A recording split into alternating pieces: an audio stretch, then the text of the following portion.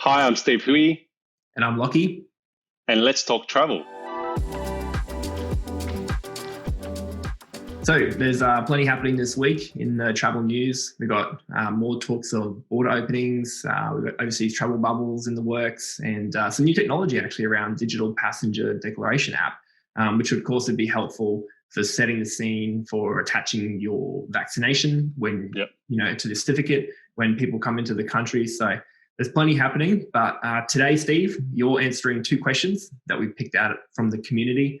And share some wisdom around that. So we'll jump into it. The first question is around the Velocity Boost promotion. So for those who maybe missed the email from Velocity, they're basically selling points with 100% bonus points boost, and you can buy up to 100,000 points, and the offer ends on November 13. So Steve, why are they doing this now? Well, why they're doing now, the sheer thing is that they need cash. So is selling points is an easy way to generate cash for a future reward. So it's actually not a bad deal when you look at the numbers. But before we talk about numbers, this form of selling points has been really popular across the US-based airlines for a long time. So, in the last episode, we talked about how airlines make over 60% of their revenue by selling points to third parties. Well, unlike in Australia, overseas airlines have been selling points directly to consumers for a long time, offering bonuses from 50 to 100%. And the reason why they do that means that they can get instant cash. So now Velocity is doing it because obviously they just came out of new ownership. But the key thing is it's not about 100% bonus or 1,000% bonus or whatever bonus will come up to be, is you want to know about how many cents per point you're paying for. So this 100% bonus is actually a good deal. So normally, to buy 100,000 points, it costs $2,300, which means you're paying about 2.3 cents per point, which is pretty high, because that means that to fly in the olden days, you can fly Sydney to Los Angeles for about $4,600 using points plus taxes, which by itself actually was not a bad deal, because you know how a Sydney to Los Angeles business class flight would have cost like $8,000 anyway. Sometimes more. But now that means that you can get 200,000 points for $2,300, which means that makes that trip very much cheaper. So I guess the key thing for any points deal is you want to work out how many airline points per cent, and then see how many points you need to go from A to B.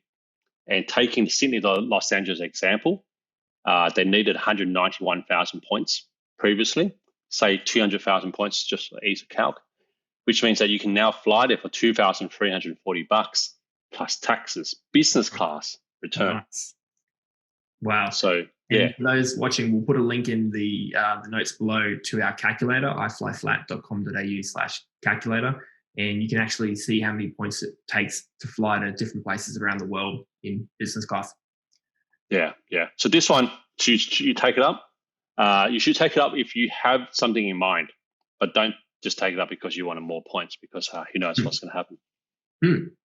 Our second question is around Qantas. Moving over to those guys. So they've announced some new cuts to earning points and status credits around earning on flying.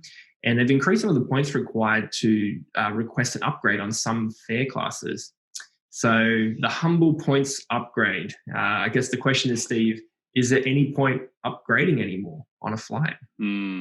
So always a tough question. I know a lot of people love upgrades because that's their way of getting flying business class without paying business prices. But I was quite interested that Qantas will come up with these changes now, because flying hasn't even really resumed yet. So they must have done some forward analysis to see the type of passengers they're going to get. So what they did is they made these changes to fully flexible economy fares. And, me and you, we will never buy a flexible economy fare. You always buy discount economy. So the people who buy flexible economy fares are the business people who need to potentially keep changing their flight. They might have a 2 p.m. flight booked, but the meeting goes over, so they make it 3 p.m. and then they might change it again to make it 4 p.m. That costs about $400 each way. Whereas now typically we normally fly each way for $99 or $140 or something like that. So they made changes to those people, and that's because in a way, in terms of the upgrade ranking, those people with fully flexible tickets are first off the rank to get upgraded with points. So they've increased the number of points to fly because those are the guys that would normally get the upgrade anyway. So it's quite expensive now, I'll say. And so the magic is if you knew you're going to fly a certain time, then it's better value now to just book that flight in business class using points. But if you need it to be flexible, you're sort of stuck. You just gotta like take it on chin. So this seems to be disproportionately affecting those sort of higher status, like the platinum flyers, and business class, the business travelers generally who book those flexi fares. Okay. Yeah.